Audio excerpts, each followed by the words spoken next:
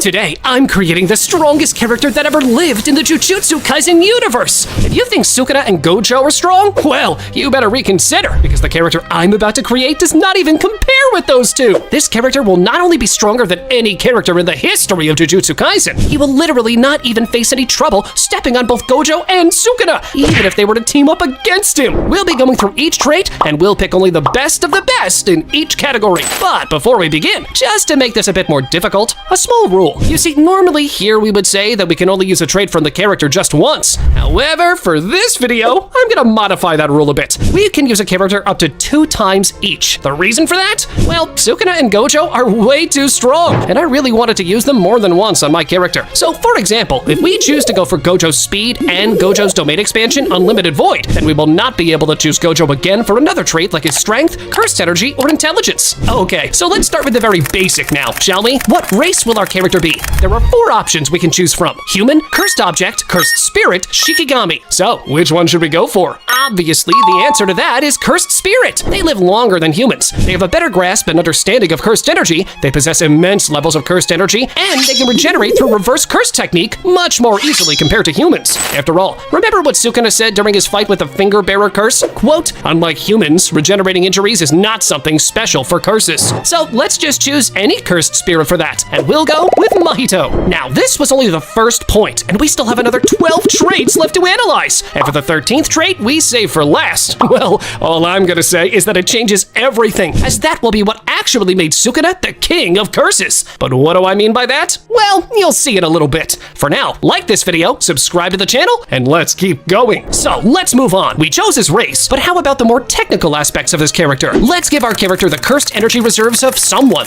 For this trait, the first candidate is Jogo. Then, as seen during his fights, he can unleash powerful attacks that obviously require huge cursed energy reserves. He can use all kinds of insane moves: domain expansion, reverse curse technique, and so on and so forth. After all, Jogo is one of the most powerful curses in the series. Having said that, even Jogo obviously does not even come close to the levels of Gojo Satoru. You see, Satoru Gojo is known within the Jujutsu Society as the strongest Jujutsu sorcerer in the world. He earned this alias partially due to the immense amounts of cursed energy he possesses. His cursed energy is vast enough to use a domain expansion at least 5 times in one day, while most sorcerers can only use it once. However, this feat is also partially possible due to the 6 eyes that allows Gojo to expend minimum cursed energy while fighting. For example, our third candidate has even more energy than Gojo, but cannot really use domain expansion as many times as his teacher. This is none other than Yuta Okotsu. Yuta's immense cursed energy comes from his genetic relation to Michizane Sugawara. It only first manifested when he transformed a loved one into a cursed spirit. Rika became a vengeful spirit so powerful that Geto, an avid collector of curses,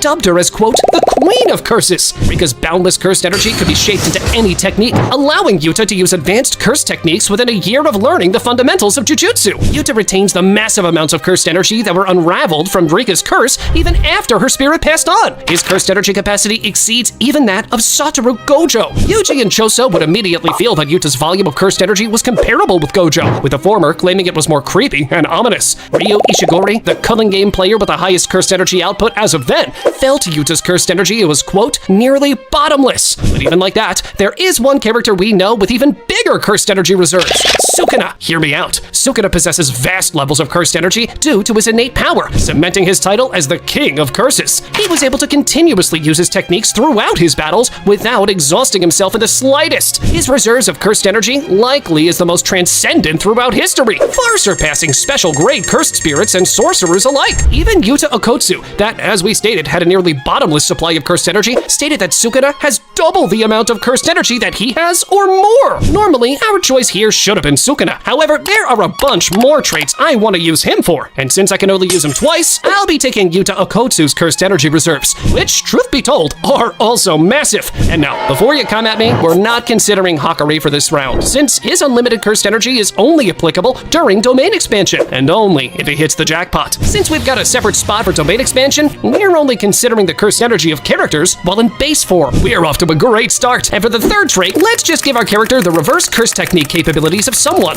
Here's where things get a bit tricky. And why is that? Well, hear me out. The first candidate we can consider is Hakari. That while hitting the jackpot in domain expansion, his reverse curse technique becomes fully automatic, and quite honestly, pretty insane. However, just like the previous point, this is more of a trait of his domain expansion rather than a feat of base form reverse curse technique. The second candidate is Yuta Okotsu, where he can not only use reverse curse technique to heal himself, but also heal others, something even more rare than the ability to use reverse curse technique to begin with. The next candidate is Gojo Satoru, where during his fight with Sukuna, he was seen using this ability multiple times, even growing his arm back in an instant. Similar capabilities for reverse curse technique were shown by Sukuna as well. But once again, since I'll be using both Gojo and Sukuna twice later on in the video, we're just gonna have to discard those two for this trait. That leaves us with the two candidates I actually believe are the main candidates. The first is Jogo, that again is one of the strongest curses in the show. He was able to literally heal his freaking head when Sukuna slashed it, something that would normally kill even the most proficient human users of reverse curse technique. Also, when Gojo fought and completely destroyed him, nothing was left of him besides his head. And even like that, Jogo survived and later on made a full recovery. However, again, this is where it gets tricky. Jogo is a prime candidate of reverse curse technique when it comes to curses, but when it comes to humans,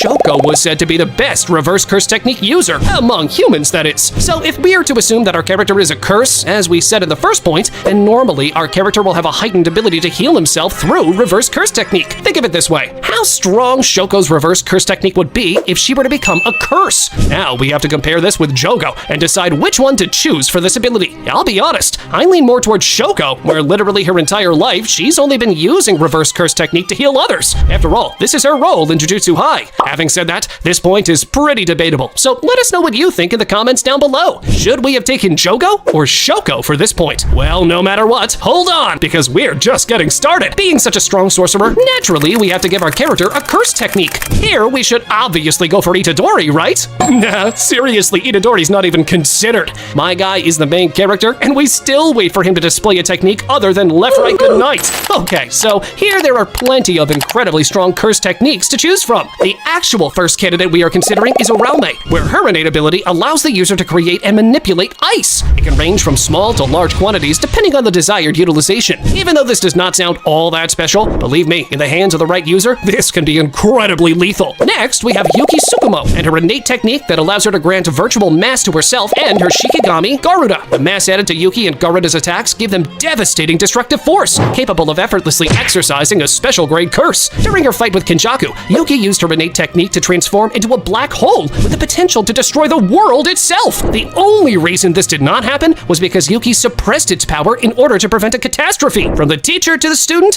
Aoi Dodo. His innate technique that goes by the name Boogie Woogie allows him to switch the positions of anything with cursed energy within his range with a clap of his hands. He can change himself out of the location of another person or switch to different parties other than himself as well. Though a clap is required to trigger the ability, he does not have to clap both of his hands specifically, as Toto was shown triggering Boogie Woogie by clapping Mahito's hand with his own. But wait, we still have another 6 candidates, one of which is, of course, Choso and his innate ability of blood manipulation. The combo ancestor controlled by Kenjaku mixed his blood with the human and cursed spirit that resulted in the death painting wombs. This allowed Choso to inherit blood manipulation and train it to its fullest extent. Choso is a master, constantly using this technique to manipulate his own blood and utilizes it in nearly every facet of his combat arsenal. This ability is so strong that it made the Kamo clan one of the 3 great families in Jujutsu Kaisen. Next is Geto Suguru and his cursed spirit manipulation, where the user can control an abundance of cursed spirits. Dominated curses are absorbed into small black orbs that Suguru must ingest orally in order to use. If the difference in grade is more than 2 levels, Suguru can absorb a curse with no consequences. He's also able to absorb other sorcerers' curses as long as he kills the master first. All I will say is that Kenjaku did not randomly possess the body of Geto. This ability is as overpowered as it gets. Next in line, we have Megumi and his 10 Shadows technique, a technique passed down in the Zenin family, allowing the user to summon up to 10 potential Shikigami using his shadows as an intermediary. It also grants the user overall manipulation of shadows, allowing Megumi to hide in shadows or store objects within his own shadow. The strongest summoning is, of course, Mahoraga. For the time being, I'm gonna discard Megumi. Yeah, I know, you're just gonna have to trust me on this. You'll see in a bit why I did that. So, on to Yuta Okotsu and his ability to copy techniques while being connected to Rika. However, I'm gonna discard Yuta as well, because, once again, you're gonna see why in a little bit. The next incredibly overpowered ability is, of course, Angels, also known as Hana. The Angels curse technique allows for the extinguishment or nullification of any and all curse techniques. Barriers and cursed objects alike are no exception, including special grade tools like the Prison Realm. While the Angels technique has a small chance of reverting incarnations to a pre-incarnation state,